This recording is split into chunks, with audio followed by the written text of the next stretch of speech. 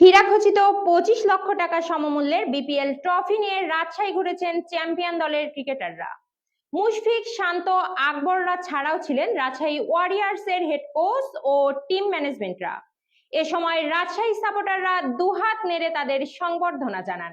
শহর ঘুরে এসব খবর জানাচ্ছেন শাহরিয়ার হিমেল। সিল্ক সিটি পরিচ্ছন্ন রাজশাহী আজ রূপ নিয়েছিল উৎসবের নগরীতে। রাজশাহীতে বিপিএল চ্যাম্পিয়ন রাজশাহী ওয়ারিয়র্সকে ছাদ খোলা বাচে সংবর্ধনা দেওয়া হয়েছে।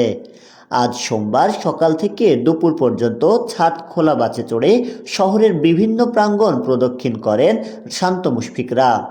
এ সময় ক্রীড়ামোদী রাজশাহীর মানুষ ব্যাপক উৎসাহ উদ্দীপনায় তাদের বরণ করে নেন।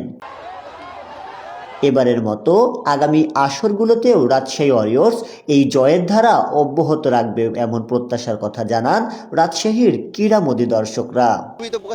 এটা ভাষায় বলার মতো না, ঠিক আছে। আমরা খুব আনন্দিত, আর আমরাও অপেক্ষা করছি রাজশাহী পুরো টিমের জন্য।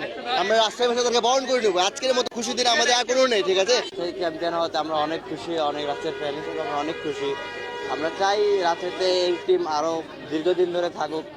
চ্যাম্পিয়ন হয়েছি ক্রিকেট খেলাতে, সবকিছু মিলে ভালো লাগছে এবং এটা যে দেখতে পাচ্ছি আমরা, এটা আমাদের সৌভাগ্য।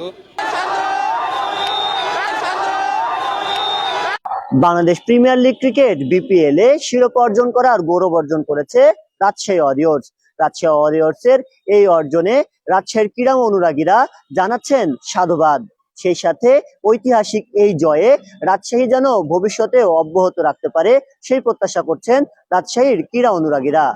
শাহরিয়ার হিমেল, নবরূপ টিভি, রাজশাহী।